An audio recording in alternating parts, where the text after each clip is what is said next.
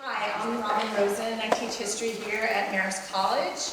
And, I was thinking about when we were getting this panel together, the title of our conference today, When Woodstock Changed the World. And of course, the title for the conference is meant to tap into our collective fascination with all the transformations that took place in our country in the 60s and 70s.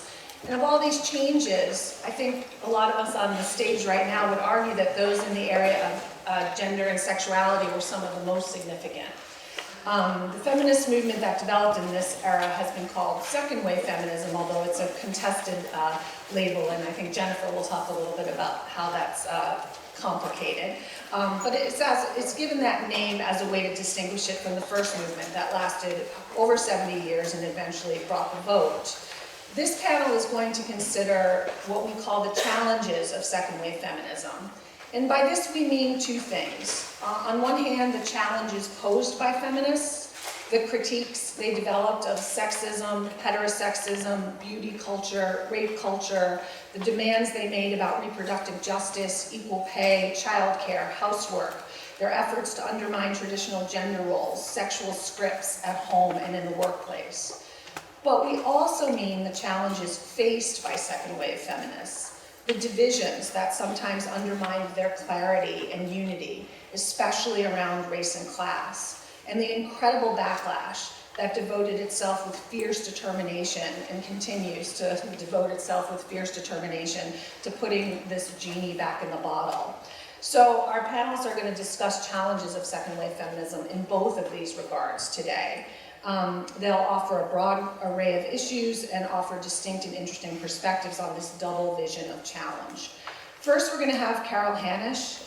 Carol was the originator of the 1968 protest of the Miss America pageant. We're so excited to have her here.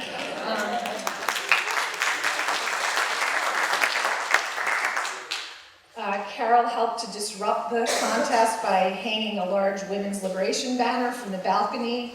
She wrote the paper, The Personal is Political, a primary source I use every time I teach feminism in class, while an organizer in Gainesville, Florida, an editor of the Red Stockings book, Feminist Revolution. She also founded the journal Meeting Ground, which continues as meetinggroundonline.org as a blog zine for the liberation of women and working people.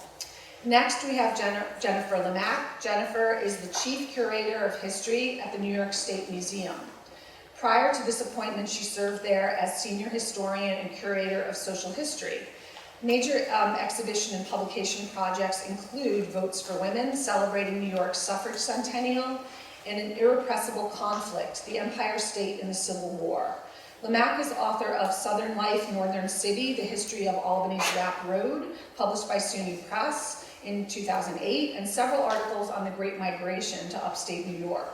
Her current projects include research on the ERA in New York State and an upcoming exhibit on the 50th anniversary of the Attica prison uprising.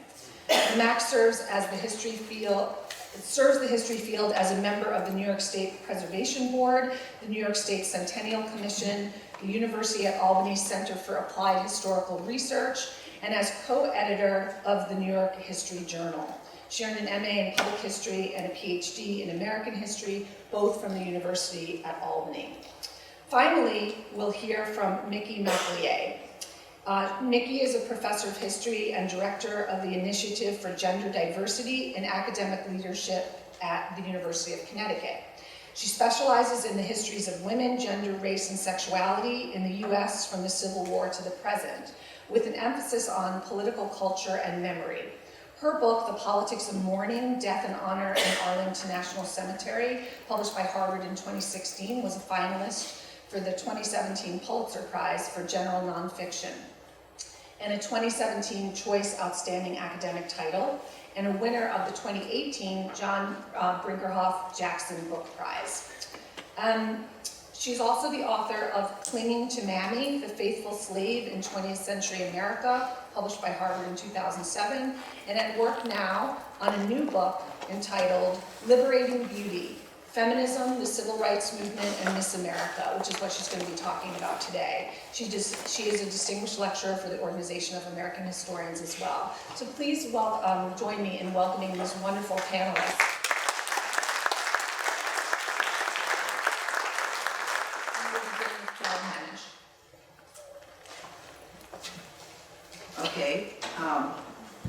everybody. I have to start out with a confession. I didn't go to Woodstock. I was in Florida, in Gainesville, Florida at that time, immersed in the women's liberation movement organizing there. And our movement was still quite young then, but it was mushrooming like crazy. We had held some actions in 1968, among them the Miss America protests, and it was quite shocking at the time for women to come out against this spectacle of what was supposedly every little girl's dream. Miss America was America's closest thing to a princess. It was consciousness raising. I hope you've all heard of that. That actually sparked New York radical women, the group that I was in at the time of the Miss America protest, to take on the pageant. We would become consciousness raising would become widely used organizing tool in the women's liberation movement. We used it to combine and examine our own life experiences to understand concretely how women are oppressed and what was actually doing and who was actually doing the oppressing. We regarded this knowledge as necessary for uniting women and building a strong movement. We knew we needed a movement, that we couldn't do this by ourselves. Our one basic rule was to tell the truth. As we went around the room answering a mutually agreed upon question like, have you ever played dumb with men? Why? What happens when you do? What happens when you don't? We discovered that what we often considered a personal problem and often blamed ourselves for was shared by other women. We weren't the only ones who played dumb, didn't have orgasms on demand, had illegal abortions, got sexually harassed or worse and blamed ourselves for it, never felt attractive enough no matter what we did, smiled when the situation didn't warrant it, and so forth. Hearing other women say, me too, and dissecting how male supremacy actually worked helped us understand more deeply how we were pressured into these situations and couldn't successfully overcome them alone. This was a social problem. There was no personal solution for a situation created by the powerlessness of women as a class and with no individual way out. Our using consciousness raising, we were essentially creating our own theory, grounded in our own experience. There were no women's studies programs. There were very few books on the subject that we knew about, though there were some, like Betty Friedan's Feminine Mystique and Simone de Beauvoir's The Second Sex. We shared what we learned with other groups by word of mouth and by writing and distributing position papers, which would soon fill the anthologies and journals and books of the time. Our theory came mostly from the raw material of our own lives, coupled with our organizing experience. We started out with both the theory and experience of the civil rights movement, which was very important, labor, anti-nuclear, and anti-war movements, which many of us had participated in and learned from. The appearance issue, as we called it, was sometimes a topic in those consciousness-raising meetings. We talked about how uncomfortable, confining, and expensive we found required high heels, girdles, skirts, hair curlers, smelly home permanents, makeup, diets, all these to be attractive enough to get or keep a man or a job. We expressed our hatred of being felt up by men on the subway and made the object of sexist comments in the office or on the street. When someone brought in a film of a brief scene of the Miss America pageant contestants walking the runway in their bathing suits, it came to me that the pageant might be a great protest target to bring the new women's liberation movement into public consciousness. Because like Miss America, no woman escaped being judged, and she paid a price if she was found wanting. At the protest, we picketed, passed out leaflets, and talked to bystanders. We threw items of female torture, as we called them, from high heels and girdles to Playboy magazines to dish soap and floor wax into a Freedom trash can, and did other street theater. In the evening, I volunteered for the group that put on dresses, heels, and high makeup and took our place in the balcony. Just as the outgoing Miss America began her speech, we pulled a bed sheet with the words "Women's Liberation" across it and tied it onto the balcony where we were sitting. Women, and then we yelled, "Women's liberation," and "No more Miss America," before we were hustled out by the police. Fortunately, they didn't arrest us. The television cameras didn't capture much of this moment, but you can see the outgoing Miss America with a little grin on her face as we interrupted her speech. But the next day there was coverage of the protests, and some of it was surprisingly positive. It was in the major media all over, and women's liberation was suddenly everywhere. Just for the record, there were at least 2 black women protesting with us. Civil rights lawyer Flo Kennedy and Bonnie Allen. I point this out because the so-called second wave is so often called lily white, middle class, and racist. Of course, we are all racist in the sense that all white people brought up in this country can't escape it entirely, given our history.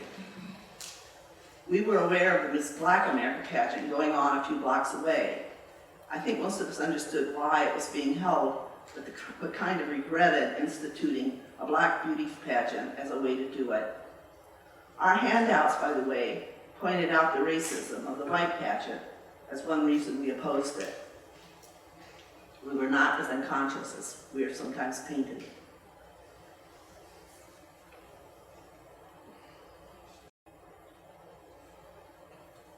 In 1968, we also held a national conference and had produced many position papers and several journals of writing on women's liberation. The we I'm referring to here is the radical feminist branch of the feminist movement called women's liberation. We believed both capitalism and male supremacy oppressed women. We were mostly young, but not entirely. In New York Radical Women, we were mostly not academics or students, as groups were in some places. Among us were women struggling in underpaid jobs like receptionists and waitresses. A few were students, a few were professionals. Some were trying to be artists, some were hippies. Few were housewives, and most of us did not yet have children, although some did. We were more or less a committed bunch in that we met at least weekly to do consciousness raising, and we put in a lot of time thinking and volunteering between meetings. We had no rich people or foundations supporting us or our work. If we needed money for action or something, we passed the hat or fundraised from other individuals who liked our work. And we weren't above asking men for support. It was the era of do your own thing and of a utopian anti-leadership line that often tended to leave us not so well organized. There were no computers or social media, which was another challenge we faced. We typed our journal notes from the first year on stencils and ran it off on a borrowed mimeograph machine. Fixing a typo meant a lot more work than tapping the delete key. Everything took longer, but at least it was done face-to-face and hand-in-hand with other human beings, a far richer experience than this digital replacement we use today. Now, I've heard people comment about how difficult it must have been without the guidance of academic women's studies or the convenience of the social media. I contend that one of the reasons this period was so rich in activities and theory is precisely because we did not have these resources. We were forced to be grassroots and self-reliant. We did not get waylaid by foundation money, pushing their own agenda. We did not have to pretend to comprehend the esoteric intellectual theories that would make the movement sound dry and boring, postmodernism being among the worst in my opinion. Pat Minardi's The Politics of Housework was a practical exposure of how women's work in the home was foisted on women and belittled by the men trying to get out of doing it. Irene Peslikas's Resistances to Consciousness discussed the number of defenses that women used to try to set themselves apart and pretend they were not one of the oppressed multitudes. My own paper, The Personal is Political, was originally a memo written in the heat of struggle with a group in the broader radical movement that maintained women's liberation was not political and put down consciousness raising as navel-gazing. We dared to speak the truth about our lives, and at that point it was a big act in some cases. Some testimonies were shocking because they were about things women rarely talked about in public, including sex, abortion, orgasms, all those body issues that people considered personal issues. Or matters that challenged women's lot in life, like who does the housework and takes care of the children. While people did talk openly about crucial facts like women being paid less than men, we took it further and discussed how earning less, or more in some rare occasions, than your man affects your relationship, its power balance. Some of these political papers challenged each other because we challenged each other. Some later advocates of consciousness raising described it more like a tea party, with the ladies going around the circle, politely listening to each other and not interrupting. That was not my experience on the best consciousness raisings I participated in. Everyone has his own or her own experience, but if you are serious about building a political theory and movement from it, you need to be able to ask questions and discuss the various interpretations of just what that contradictory experience means. New York Radical Women was a very rambunctious group. We listened, but we also argued. It could be off-putting, but it could also be amazingly productive. I came to understand that the flying sparks often produce the most light. We quickly learned that all women did not think alike or seem to want the same thing. Some of us thought many of these differences could be overcome through a raised consciousness, and some were. But in reality, women do have different stakes in the direction the women's liberation movement takes. Some weren't interested in building a movement at all, but in finding personal support for their individual struggles, even of using the movement as a launch pad for personal careers. This became an acute problem as personal feminism came to swamp any movement approach to the liberation of all women. Sheryl Sandberg's infamous advice that women lean in is a famous example of this, but we find it all over the place. Instead of advising women to get together with other women to organize as a power base, like in a union, we find admonitions that individual women stand up for themselves and learn how to work within the system. Now, male supremacy is more than the bad attitudes and actions of individual men, important as those are in our lives. We have to fight, though, of course, but it is crucial that we expose and take on all the enforced rules, laws, customs that treat women as less human than men. We need to especially go after those institutions and traditions that exploit women's unique and indispensable labor as childbearers. Bosses and mates don't have to institute and pay for public child care centers, for example, as long as mothers, grandmothers, aunts, and other women can be coerced in doing it for free. Disagreements within groups eventually carried over into the public arena, and there were major blowouts over issues like prostitution, monogamy, pornography, and marriage, to name a few. As these disagreements moved into the spotlight and involved the media and professional feminists, they were often not fun and probably drove some women away. No doubt the debates were inevitable and even necessary, though I often wonder how much of the personal vitriol that accompanied these debates was egged on by agent provocateurs. We do know that women's liberation was named in congressional hearings as one of the targets of the FBI's COINTELPRO program. There were other challenges. With the advent of the growing popularity of women's liberation, the media was soon a new force on the scene. It became both a necessity and a hindrance.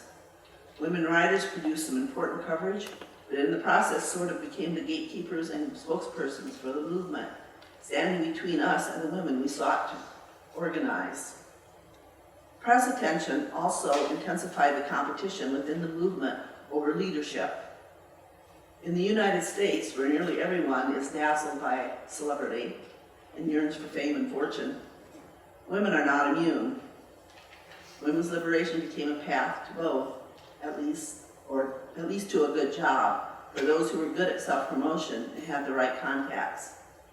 Resentment, some legitimate and some not, arose. Personally, I rather agree with Gil Scott-Heron that the revolution will not be televised, but I recognize that the right publicity can sometimes be helpful and make the work easier. One of the challenges to feminism we face today, we never could have dreamed of in the 1960s. Transgenderism claims that women are not a sex but a gender that can be chosen, thus wiping out the basis of women as a female sex class and recognition that our oppression is based in our reproductive function. The biological fact that only women bear children plays a very large role in attempts to control and exploit women's bodies and lives. I hate to say it, but the movement to liberate the female sex is not in a very good place right now, at least not in the US. Many of the challenges that we squared off against 50 years ago are still here, though they sometimes take a different form. Think abortion.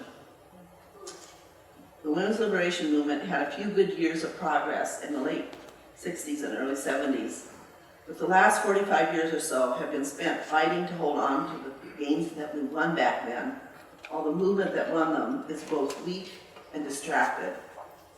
Women are constantly pressured to fight everyone's oppression but our own.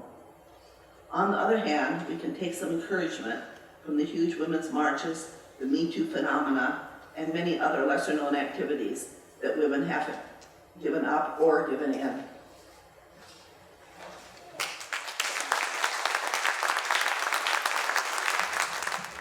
First of all, good morning. I have to say, what an honor and how cool it is to serve on a panel with Carolina. I've seen the video of the unraveling and the burning of the bird and the high heels. So, No fire permit. No burning. No Burning burning. never happened. That's enough. We did throw them in the trash can. it's very safe. So, my name's Jennifer Lemak, and I'm the Chief Curator of History at the State Museum. And I got to this topic because in 2017, we mounted a giant suffrage exhibition in honor of the centennial of women's suffrage in New York State. And my colleague and I went around the entire state talking about our exhibition because we borrowed artifacts from statewide. And when we got to the Q&A, inevitably, the most questions we got were about the ERA. My colleague and I were all ready to talk about suffrage and the movement in New York State, and the audience only wanted to talk about the ERA. So I thought, for this conference, I'm going to talk about the ERA and be prepared this time. So I thought I would give a history lesson on the ERA in New York State and bring it up to the present. So Alice Paul, the leader of the National Women's Party, which was the militant arm of the suffrage movement, realized that suffrage would not guarantee equality between the sexes. To remedy this, and historians love this, on July 21st, 1923, Paul presented the Equal Rights Amendment to a group of National Women's Party members who were gathered in Seneca Falls to celebrate the 75th anniversary of the Women's Rights Convention.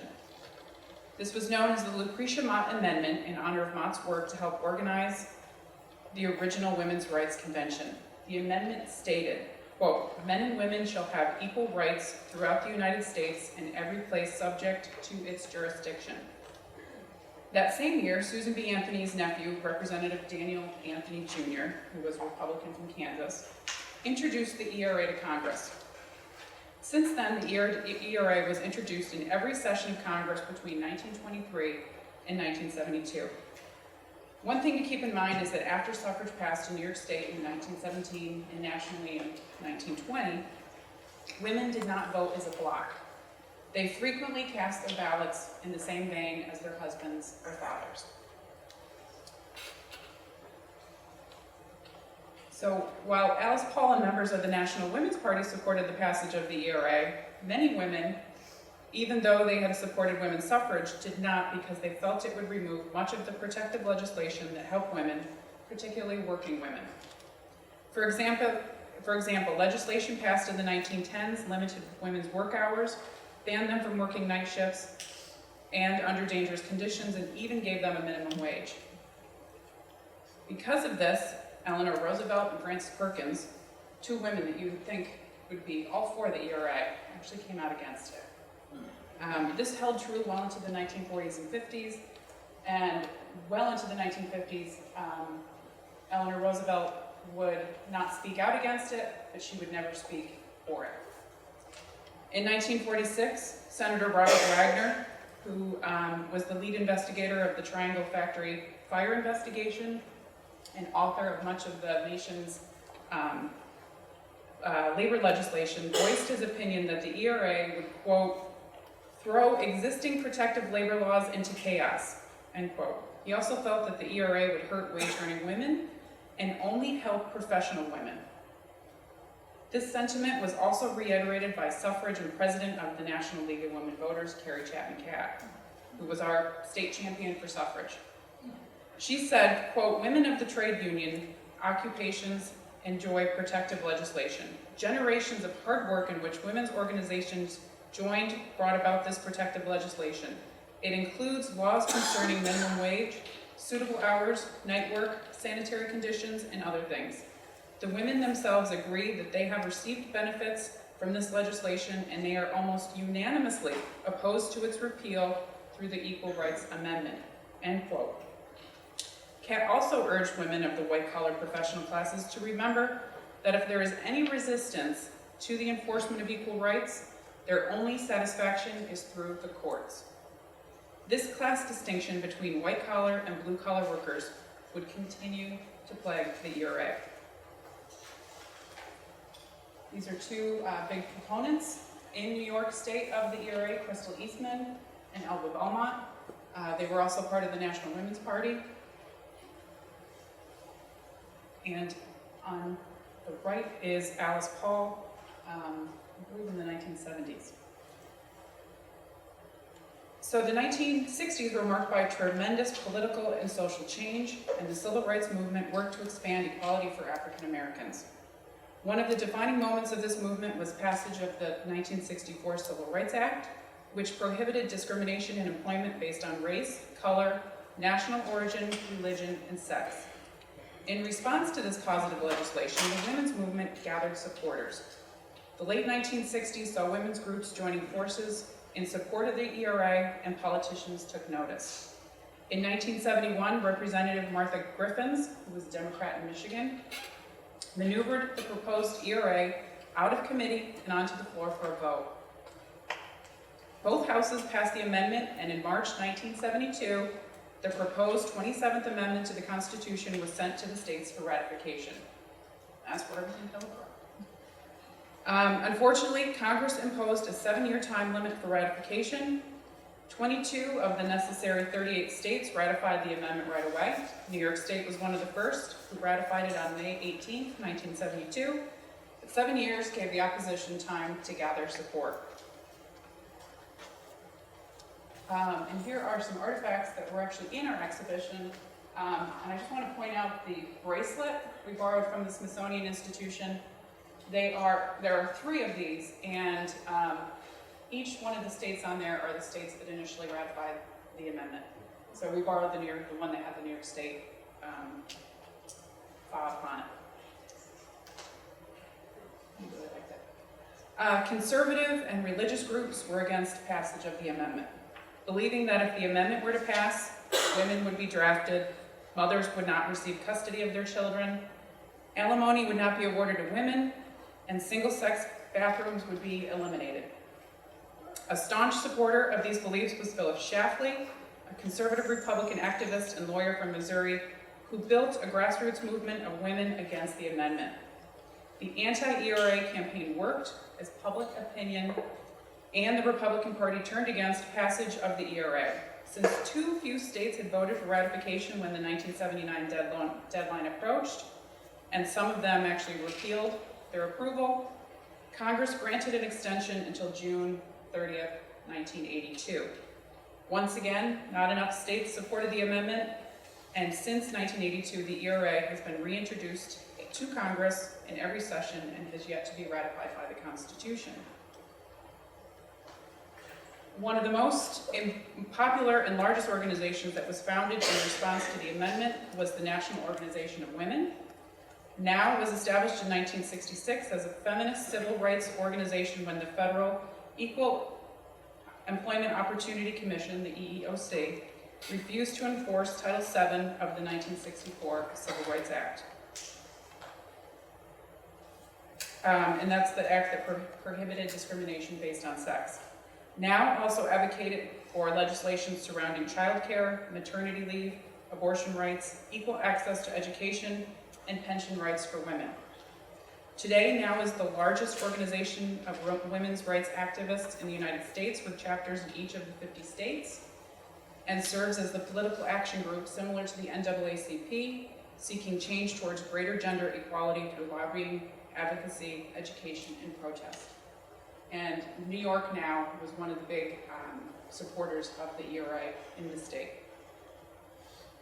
So as a result of the exhibition, our collection at the State Museum in Women's History grew, and we received a collection about the new Congressional Union. In 1980, the Second Congressional Union was formed partially to honor the original militant Congressional Union created by Alice Paul, Lucy Burns, and more importantly, to work towards the passage of the Equal Rights Movement. The Equal Rights Amendment. The original Congressional Union organized to promote women's suffrage, but split with the National American Women's Suffrage Association in 1914 over the use of militant tactics. The Congressional Union also went on to become the National Women's Party.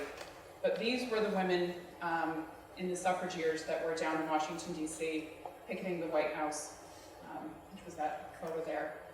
They were the real go-getters and the big protesters of the suffrage movement. And what's interesting about the new Congressional Union is that they took their cues from the first one and staged very similar protests. So they picketed the White House shortly before Inauguration Day with Ronald Reagan. They burned Ronald Reagan in effigy. They held watchfires, and they had parades and whatnot in Washington, D.C. These are artifacts from a demonstration. The plastic thing were handcuffs that the leader of the group, Pam Elam, was charged with blocking a sidewalk right before Inauguration Day in 1980, and then there was her collateral receipt ticket. These were all donated to the State Museum. Here's another image of the new Congressional Union in Washington, D.C. This one is on January 11th, 1982. It was Alice Paul's 97th birthday, and again, the group burned effigies of President Reagan and Marion Callister, who was a judge that ruled that Congress acted illegally when it extended the deadline for the ERA ratification. And what's nice about this collection is that it's a photograph collection, but everything was documented by members of the Congressional Union, and it's open for research and loan. And here's a great letter from one of the original members of the Congressional Union, Rebecca Breyer. And she wrote it to the new group, and I'm just going to quote. She said, "I marched in the first suffrage parade along Penn Avenue in 1912. I first picketed the White House in 1917. Today, I am 84, and women are still waiting for ratification of the Equal Rights Amendment." And then lastly, this is it's a poster, but all of the members of the new Congressional Union signed it. So, now, to the state ERA. When the federal ERA's progress came to a halt around 1974, women's rights groups in New York began pushing for a state-level ERA. This was nothing new, as some groups as early as the 1960s now started pushing for a state-level ERA. So in order to change the New York State Constitution, the State Assembly and Senate would have to pass the amendment during 2 consecutive years before it went to the ballot to the voters. That happened in 1974 and 1975, and when it went to the voters in November of 1975. Since New York was one of the first states to approve the federal ERA, proponents felt that the state one would be a breeze. Furthermore, as one pro-ERA pamphlet argued, quote, New York is considered the most progressive of all the states in this country and has a tradition of importing into its own constitution basic guarantees of the federal government. Assemblywoman Constance Cook, who was a Republican from Tompkins County, was a vocal proponent stating, quote, there is no doubt in my mind that it will be overwhelmingly approved. Governor Carey also supported the amendment. What the women's groups did not anticipate was the grassroots activism against the ERA in the state. The largest group was Operation Wake Up, which was established in July 1974 as the umbrella group that connected all of the anti-groups in the state. Annette Stern, a homemaker from Harrison, New York, became its president. Wake Up's primary concern was maintaining the traditional family structure, with a husband as a provider and a wife as a homemaker. The anti-ERA rhetoric included the ideas that widows would be deprived of their benefits. Heard about this 60 years ago. Elderly divorcees would be denied support. Young mothers would be forced to work while their children were in state-run daycare. There would be a legalization of gay marriage, and there would be integrated public bathrooms. This last one got a particularly large amount of attention in the newspapers. With the ERA on the November 1975 ballot, Operation Wake Up and the pro-ERA group, the Coalition for Equal Rights, campaigned hard across the state to win women over to each side of the camp. What the pro-ERA movement in the state did not anticipate was the lasting influence of the grassroots group, which focused on family values, a vote against radical feminism, and inferred anti-abortion, which also gave them support of Catholics and the right to lifers across the state. When the final vote was tallied, 43% of New Yorkers voted for the amendment and 57% voted against it. In New York City, the amendment won 59% to 41%, but it lost in upstate 38% to 62%.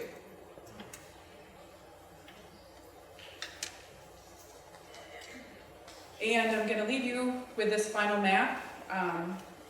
These are the states that have passed the ERA. The ones in yellow, the ERA is passed in one house. New York is at it again. In February of this year, it passed the Assembly. And Governor Cuomo is currently working on passing the ERA in New York as part of his women's justice agenda. So I guess we'll wait and see what happens. Thank you. So, hello everyone. I first want to say thank you so much for letting me be a part of this conference. This has been such a wonderful experience already. It is a huge honor to be among all of the folks here today. And I just want to say thank you to Marist for an incredibly well-organized, fun, and just amazing conference experience. It's really been so nice to be here. Chris Preslopsky, did I do it right? I don't know where Chris is. Chris was so amazing in getting, I think, all of us here and getting us here happy and well.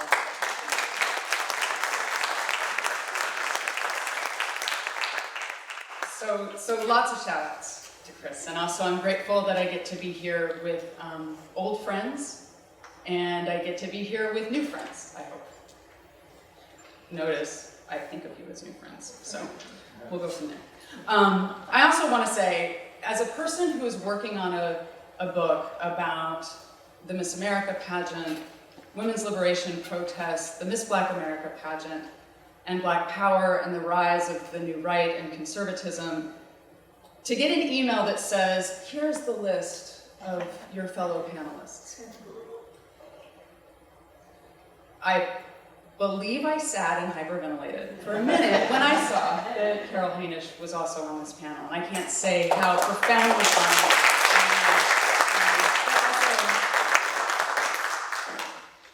how a lot terrified I am, although she assures me I should not be afraid.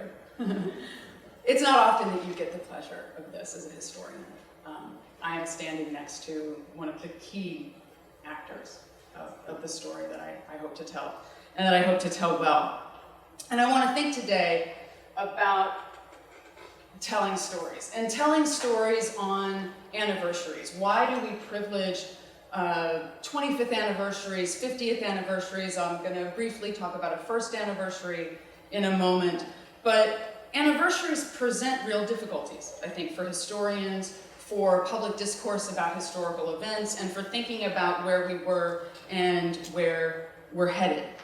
In a number of ways, the anniversary of an event tends to oversimplify the event, right? That the way we remember it and who we remember becomes more narrow. It narrows that vision in a way that makes it hard to see the messiness and the complexities, the things that we were talking about at the panel earlier this morning on Black Power, and the way in which there are things that are remembered now and images we have now, but that there were so many other stories, political positions, and people involved in those moments. And finally, also thinking about an anniversary suggests that there's a story of progress to be told, or one of incredible lack of progress. But that it imagines sort of this movement of history, this movement of access and rights and liberation that intersects in very uncomfortable ways in United States history with narratives of exceptionalism. And it will eventually come to pass because at the core of the United States, at the core of the American promise is this vision of embrace for all. That's a fundamental historical untruth. But it gets reinforced in these kinds of narratives. And so as a historian approaching this, it makes a person concerned. At the same time, what better opportunity? Think about where we are and the opportunity we have now because of this 50th anniversary of Woodstock to consider then, where have we been? Where are we going? What is the meaning of this event? What is the meaning of the events that surround it? It is an unparalleled opportunity, and it is a time to celebrate.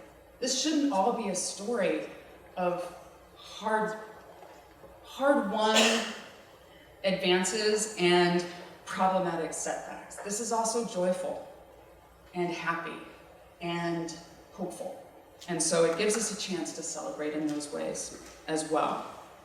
Now, what you're looking at, what I like to think about in particular in this 50th anniversary conversation and moment is share a little bit of information about things that were going on in Atlantic City in 1968 that intersected with the women's liberation protests, that the women's liberation protests were about disrupting, but that also don't always get told in the story now. So I want to revisit some historical actors of that moment. What you're looking at here is an advertisement from the New York Times that ran in the Times just right after Chicago, right after the Democratic National Convention ended. Now you have, get ready for this next television spectacular and spectacle, which is, here she comes, Miss America. And you're looking at an image of Deborah Dean Barnes, who was Miss America 1968. And then you're looking in the middle at an advertisement, a flyer for the Miss Black America pageant, which also celebrated a 50th anniversary in 2018. The first Miss Black America pageant finals occurred in Atlantic City at exactly the same time as the Miss America pageant, and that was by design.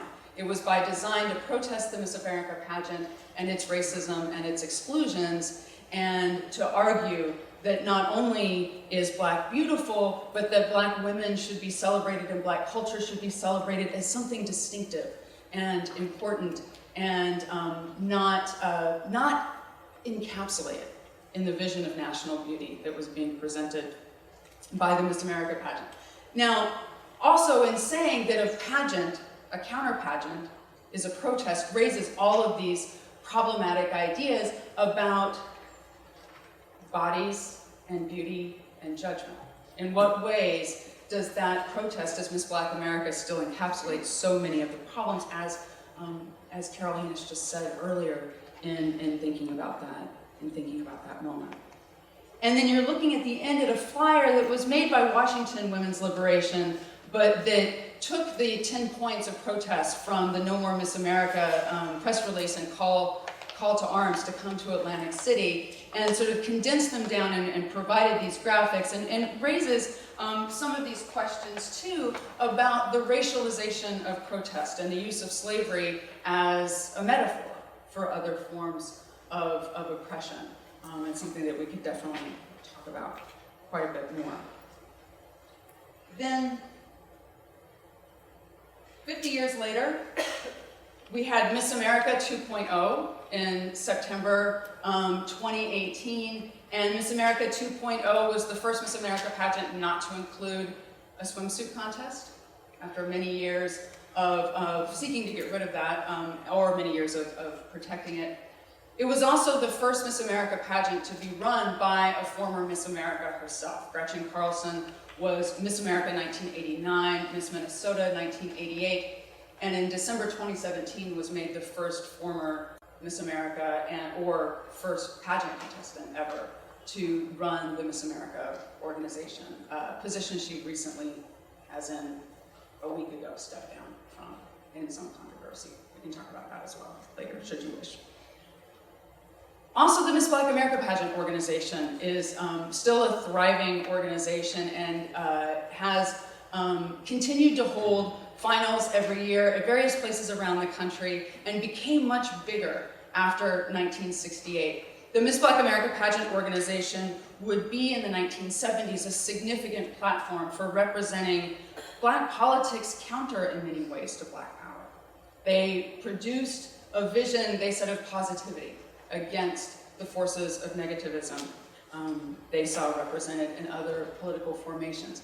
This is also a key place to think about Black conservatism in the 1970s and African American Republicans as well. And then it's more difficult to find a really good visual representation immediately of the 50th anniversary, both celebrations and conversations around the women's liberation protest. So that's from an NPR story that gives you the little medallion at the bottom. But as I'm sure many people in this room can attest to, and I know that fellow panelists can attest to, there was enormous conversation last year about thinking 50 years later. Thinking 50 years later after also the political years we've had recently and what this means. But I would also like to add another 50th anniversary into this narrative and into our conversation here, which links us directly in ways that were surprising to me as someone who's not a historian of Woodstock and has a popular understanding of Woodstock, and then the evidence that I use in lectures in my survey class. But as we were listening to Professor Brinkley speak last night about the power of the summer of '69, about the power of anniversaries, I have to say that story about Dylan not wanting to talk about the March on Washington for Jobs and Freedom because he suspected that Brinkley was only asking because it was a 50th anniversary story that he was writing is going to hang with me for a long time. And sort of the challenge to that kind of framework that represented. But of course, the summer of '69 began with the Stonewall Uprising. And we are also in the month of the 50th anniversary of Stonewall, and in a time of many, many questions about memory and legacy and impacts.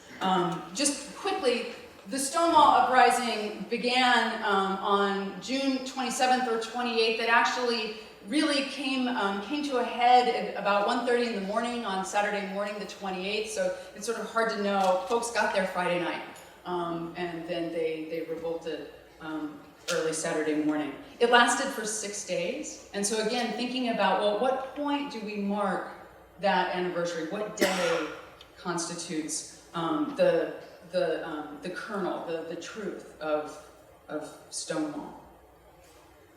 What you're seeing here are a couple of images of sort of major figures of the Stonewall Uprising, particularly on that first night. Stonewall was a bar that was popular with all kinds of different people, both in New York City but outside of it. It was big. There were about 200 people there that night when the police raid turned into the uprising. It had a dance floor.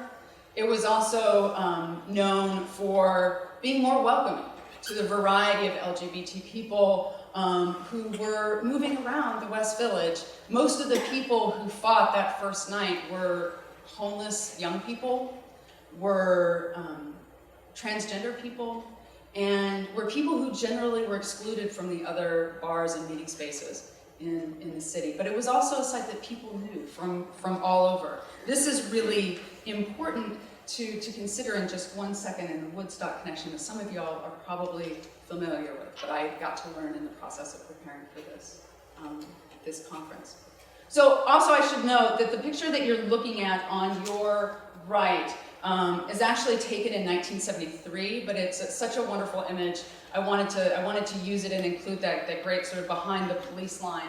But you're looking at an image of Marsha P. Johnson and Sylvia Rivera, two of the major figures of the Stonewall Uprising, and who would go on to be major activists in both gay liberation and in a variety of trans liberation movements and organizations. And talk about that just a little bit more in a second. But, and some of you might recognize this from your trip out to Bethel or know this from before, the Stonewall Uprising and Woodstock have a very, very important connection. And that connection is through Elliot Tiber. Elliot Tiber, who, is this something, actually I want to, do people know this story? Okay. This, which in and of itself, we need to think about who gets remembered and who doesn't and how. But it was Tiber's, oh shoot, I'm blanking on the name of the word. It was Tiber's permit that essentially saved the Woodstock Festival 6 weeks before, when it looked like they weren't going to have a space. It's his parents' hotel that he was running that becomes the sort of offices, ground zero for the organizing and for the day-to-day. This was popularized in a film that came out in 2009 called Taking Woodstock, based on Tiber's memoir of the experience. But Tiber was at Stonewall that first night of the uprising. Tiber talks about what it was like to be a closeted man in Bethel, running his parents' hotel and serving as the president of the Bethel Chamber of Commerce, which is how he had a permit that could be used. He talks about how the moment that he was at Stonewall, and then this summer, liberated him. It made his life joyful, it made his life hopeful, and he always combined Woodstock and Stonewall. Those things went together for him. They go together in his person. He passed away 2 years ago, and was a really critical figure, and went on to be a major activist and truth seeker in his own right. And we've spoken so much about Hendrix. In Miami, he was at a screening of the Woodstock documentary, and this is the picture that the Miami newspaper used to advertise that. So the first anniversary of Stonewall in 1970 is also the first gay pride march. At the end of the month in New York City will be the 50th. At the time it was called the Christopher Street Liberation Day March. This heralded the formation of the Gay Liberation Front. This was also a moment that already marked incredible fracture within the movement. Fractures that were visible along the lines of gender, that were visible along the lines of class, that were visible along the lines of respectability politics, that were visible along the lines of who gets to represent and who doesn't. The Gay Liberation Front was founded a month after Stonewall, and I want to share with you a little bit of their descriptions of their own politics, because what you hear is exactly what the first panelists this morning were talking about in terms of the messiness of history, and talking about in terms of who is represented in intersecting identities and intersecting ways of understanding one's oppression and one's liberation. This is an interview that was run in RAT in August 1969, but it was done in July. And a journalist was asking the Gay Liberation Front activists in New York City, what are you about? Share this with the people. What makes you revolutionaries? Was one question. This is how the activists described what makes the Gay Liberation Front revolutionary. And listen to all the different kinds of issues that are folded into their vision. We, like everyone else, are treated like commodities. We're told what to feel, what to think, what to be, all for the needs of a money-making machine that has successfully packaged us all into antagonistic groups, keeping us divided by racism, sex, and other fears. We identify ourselves with all of the oppressed: the Vietnamese struggle, the Third World, the blacks, the workers, all those oppressed by this rotten, dirty, vile, effed up capitalist conspiracy. Every single thing is embedded into that description. The journalist goes on to say, okay, but how are you revolutionaries as homosexuals? Wanted more.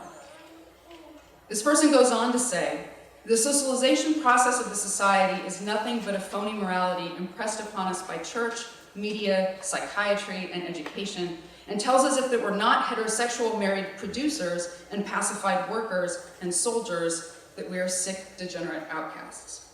We expose the institution of marriage as one of the most insidious and basic sustainers of the system. The family is the microcosm of oppression. I would ask that everyone think of this when at the end of the month you read stories about Pride in New York City, or you're at Pride yourself in New York City, and the vision of progress stops at military service and marriage. It's not the vision that necessarily was motivating people in 1969, or even after that. And of course, this is a moment that already is going to spin off Third World Gay Liberation, street transsexual action revolutionaries, radical lesbians, a variety of groups that gay liberation couldn't contain, a movement that couldn't be contained. And you would already have the Gay Activist Alliance, which was kind of the now of the moment. Oh, I also want to highlight at the end, in terms of thinking about the politics of beauty and liberating beauty, the young woman at the end holding the sign from the 1970 Pride March that says, "I'm a lesbian and I am beautiful," was the cover image for Liberation News Service's bulletin for that month. And it's an image that comes up pretty consistently. And thinking about the attempt to make beauty more inclusive, this is an image that really hangs with me as I think about the Miss America protests in Miss Black America and women's liberation. Now, 50th anniversary, this was my other sort of nod to, it's a lame nod, to Woodstock, because I was like, that sort of looks like a Grateful Dead bear, and then I'm gonna free associate Grateful Dead to Woodstock. You know, we'll get there, but what this is a thing you can buy from the World Pride New York City Stonewall 50 organization, right? And so again, thinking about themes that were brought up earlier this morning in terms of corporatization. Can a rainbow bear embody all of these things? Is it actually the antithesis to everything people were looking for?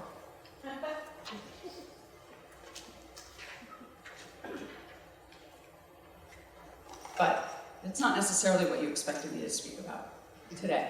But I've been thinking about it a lot, and they are most certainly interconnected and interwoven with one another.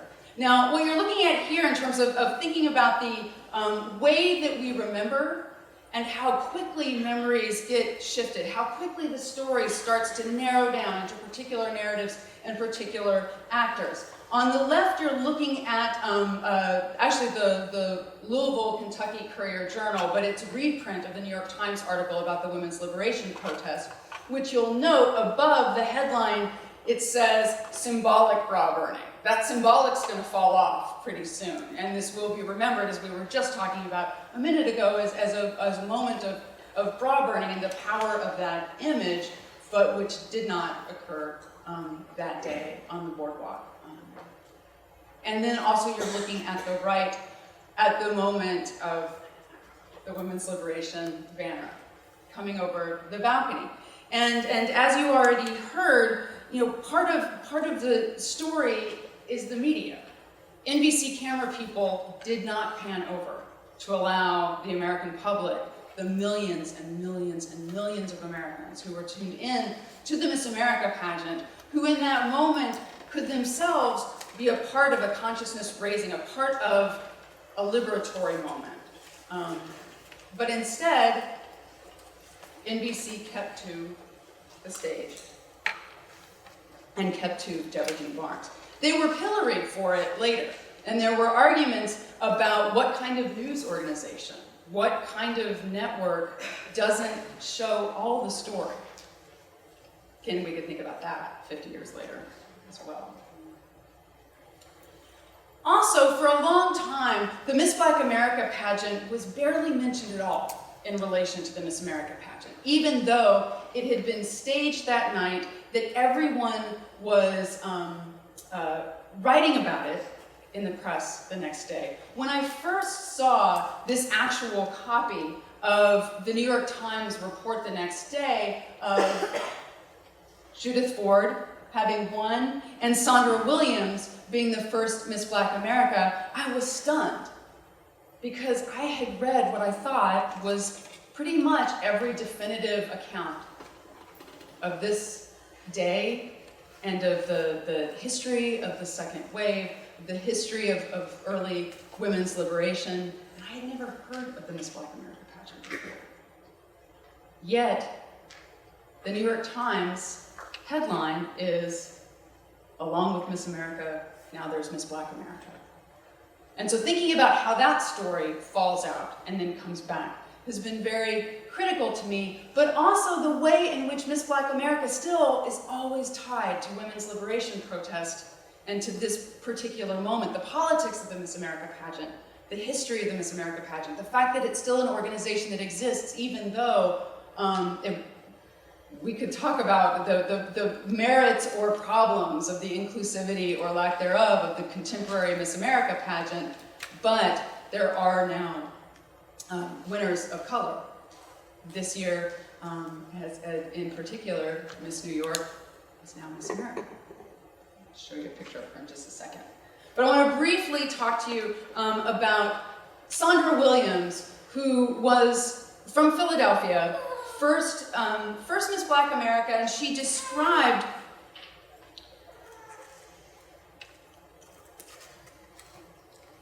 she does a number of things that are really fascinating. In interviews afterwards, she talks about how she had only started not straightening her hair at the beginning of the summer. And she talks a lot about what it meant to be in a beauty pageant with an afro, to be in a beauty pageant with natural hair. Her entire presentation is around Black visibility, Black beauty, and Black culture. She was a sociology major at Maryland State College, an HBCU, and she said that she hadn't really experienced racism and segregation until she got to college in a segregated state in Princess Anne, Maryland. And that it was different from her experience in Philadelphia, although Philadelphia in 1968 was not free from segregation and racism. But she described her activism to desegregate a restaurant near campus in Princess Anne. She was active with the NAACP. For the preliminary of her talent preliminary competition, she did a spoken word set to music called I Am Black, in which she described why it's important to have the Miss Black America pageant. Her winning talent at the finals that night was an African dance that she had choreographed herself. When she won, the number one thing, and this was reported in a number of papers, and I should add that they could report this because Miss Black America the finals didn't start until midnight. They waited until the Miss America pageant was over so that journalists who were covering the Miss America pageant could head down the boardwalk to the Ritz-Carlton and cover the Miss Black America pageant and make sure that their story also got out there. When she was selected as Miss Black America, she didn't cry. And everyone noted, Miss America always cries. There's the moment where she bursts into tears. But she didn't cry, and she said, this is better than being Miss America. But then she also went on to say, now we can show Black women that they are beautiful. The Miss America pageant hasn't represented us because there have been no Black contestants. And she said, we'll show Black women that they too are beautiful. And we'll say it over and over because so long none of it even believed it themselves. And she imagines the ways in which this will transform people's lives. And I am wrapping it up. I won't go on and on forever. I could, but I won't. But I want to just quickly, in terms of thinking as we move forward to the future, the first Black finalist in the Miss America pageant finals was Cheryl Brown, who was Miss Iowa in 1970. You're seeing there, you're seeing her standing with Miss Maryland there, and also sort of seeing the ways in which beauty is being defined, particularly that Cheryl Brown and Sandra Williams don't wear their beauty in the same way. They don't present their beauty in the same way. And who you're looking at on the right is your very own Nia Franklin, Miss New York, who is now Miss America, but who has been in New York for a very small amount of time. And one of the things that has been interesting is sort of looking at how this state representation is itself sort of spectacular, but not always sort of deeply held. Miss Iowa, Cheryl Brown, was a college student in Iowa, but she was from Queens. And all of the stories were about how she was a New Yorker. And Nia Franklin is from North Carolina. She's been her entire life in North Carolina until she started graduate school last year, or year before last, in New York. And so it's some sort of interesting frameworks there. So this is Deborah Dean Barnes and Judith Ford, who were the winners. Judith Ford was the first Miss America finalist to ever showcase athleticism as her talent. She blew people's minds with a trampoline sort of performance. She was a junior trampoline champion. She was the first person at her small college in Louisiana to get a varsity letter, the first woman to ever earn a varsity letter. She was on the men's trampoline team there, but did this as her feature.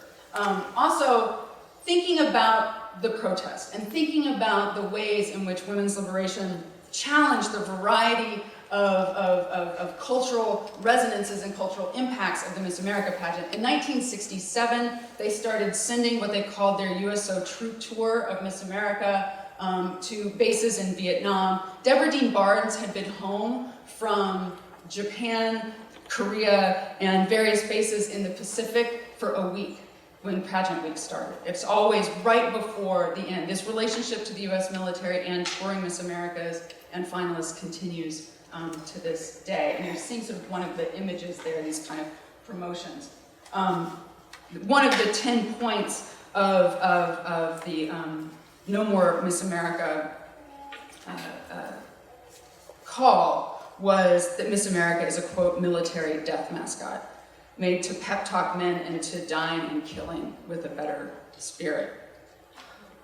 When Deborah Dean Barnes was outgoing, I apologize for the quality of this picture, but this picture was reproduced in newspapers constantly saying, look, we've captured, it was her sorrowful look because that was the past. There is a new Miss America. Her entire story was framed in the press as one of has been, as one of there she was.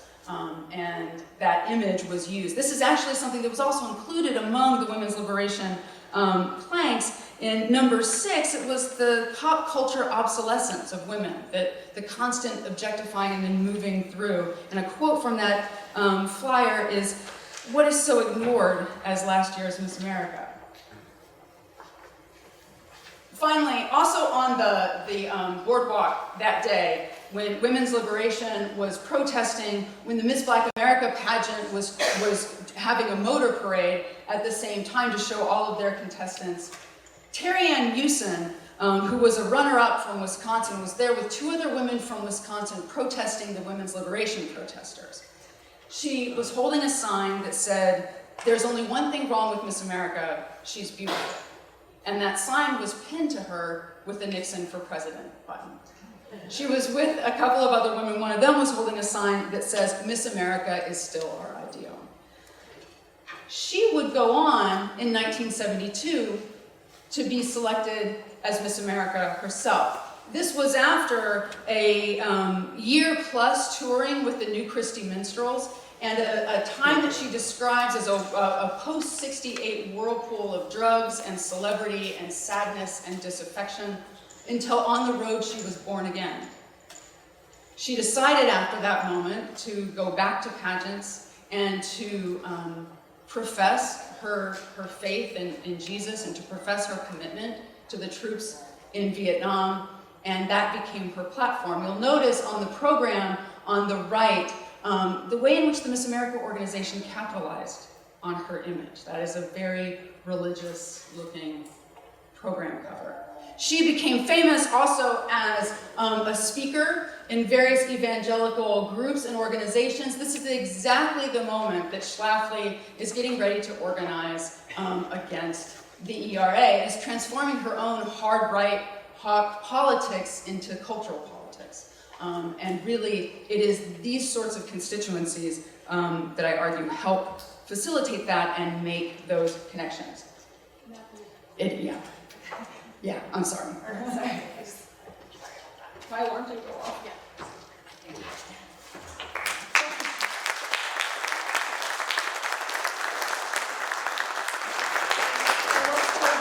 Go over a few minutes because we do have quite a lot of time for the lunch and keynote. So if there are any questions, we could just take a couple maybe. Yeah, just over here. So it's about the Miss America and it's about the Miss America and by extension the Miss World competition. In 1963, I was hired as an interpreter for the Miss World competition in London. And I thought I was going to have a very glamorous and uplifting experience. I was to translate and take care of and told to manage 5 girls. I spoke Portuguese and Spanish, so I had Miss Spain, Miss Portugal, and 3 Latin American beauties. On the first day, after I was given my instructions from the Miss World organizers, I also met 5 men who accompanied these 5 beauty contestants and was given very detailed instructions on what I was allowed to allow them to do, what they were allowed to eat, how they were allowed to behave, what they were allowed to say. If they said anything that was out of that format, I was not to translate it into English. I was to make sure that no men approached them in any indecent way because they were their protectors. One might even think that they were sort of their pimps to beauty, is what I would say. They were definitely their handlers. So I had thought these women were freely coming of their own will, and they probably did start into it in that way. And I don't know if Miss America pageant had also men behind the women, because it was quite shocking to me. I was very much my own woman. I definitely aspired to be beautiful. I thought I'd learn a few tips from them on how to make myself more beautiful, but I left the pageant feeling very, very sorry for them all.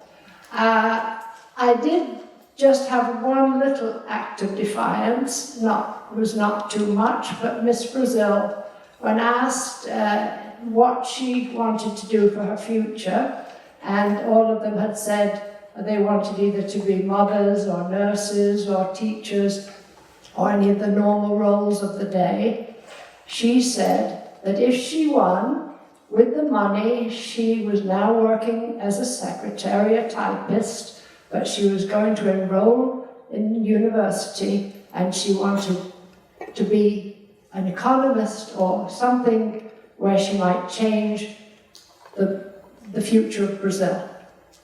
I did actually translate that and was roundly reprimanded afterwards for having done so. That was not what the answer was supposed to be. So you have to know that really Miss America leads to Miss World and maybe you Miss Universe, and it's a very sorry business and all about money, not for the women. Is there another question here? Well, I can't really follow that. I just wanted to point out, and it was just maybe random. You had the article about the Miss America and the Black Miss America, and there was an article down below that says hypnotism fails, bride smiles, and I was dying to know what it was about. I don't have what it's about now, but I do. I similarly was tantalized by that as I resaw it. Yeah. It's not about the pageant. Seemed very apropos. Yeah. Well, you see that was the women's page, the women's section of the New York Times at the time, and Charlotte Curtis was the editor of that, the first woman to edit a section at the New York Times, and was there at the protest that day, and was taking the bus down, and was known to have really changed the page and made it a hard news page. But I think there are also still those stories of hypnotism isn't working. Question over here? My question is for Professor McElya. You talked about how interwoven these organic social justice issues were then and now around race, gender, sexual orientation. And those who oppose those movements tend to conflate them as identity politics or political correctness to wage battle against it. Ultimately, do you think it's important and empowering to intermingle them, or is it dilutive to their individual causes? I think that you can have both simultaneously. And I think identity politics has become such a fraught term in our contemporary political discourse, but it has been over time as well. And that one of the things that kind of sort of fracturing does is suggest a zero-sum game of competition, as opposed to shared alliances, affinities, structural conditions that produce oppressions that are like, if not the same. And that I think if we fail to celebrate difference, and I don't mean in a multicultural way, but I mean if we fail to sort of acknowledge that difference and fuzz everyone into the same, I certainly would encourage glomming into one similar thing, and in terms of the dilution question. But a politics of we're all alike is terrifying to me. We shouldn't have to be all alike to have human rights. And so I think that's the flip that is problematic for me. I wonder, Carol, if you might speak to that question about how you feel about identity politics today. We've got you here. It's just such a complicated and hard to talk about topic. And I wasn't really prepared to talk about it. But one thing, as I sat here and heard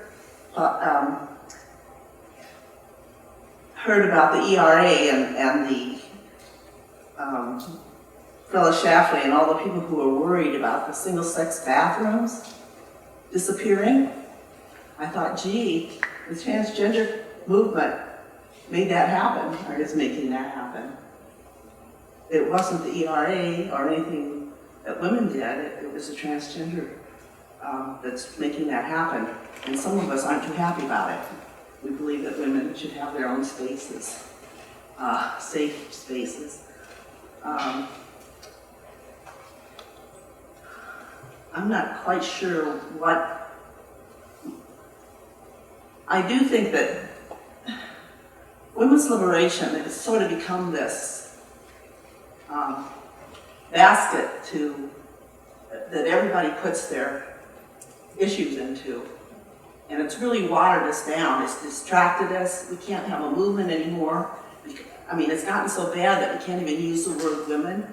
We now have people who give birth, we don't have mothers anymore.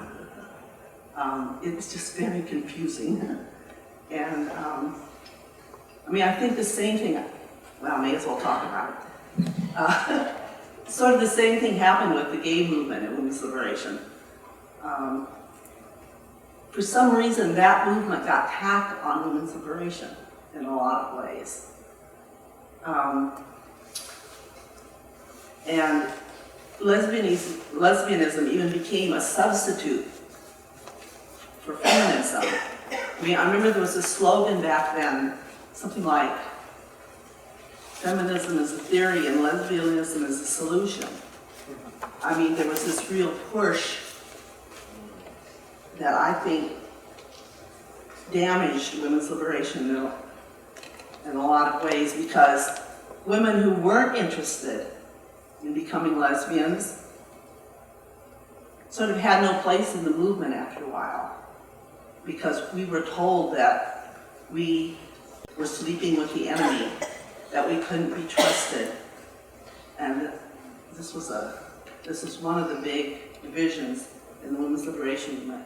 So I don't think lumping these things together, before that happened, we were very supportive.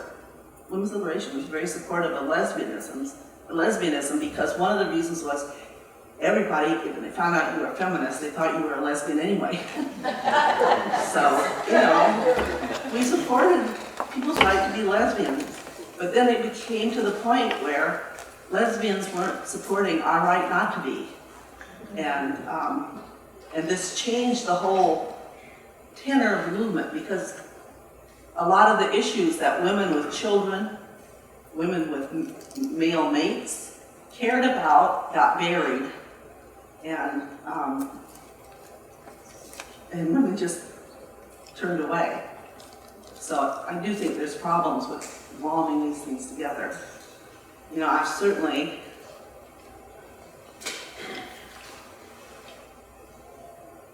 like the idea that movements can support each other, but when you start saying that that is what you are, it becomes a problem. Thank you so much. I think that's all we have time for now. I want to thank our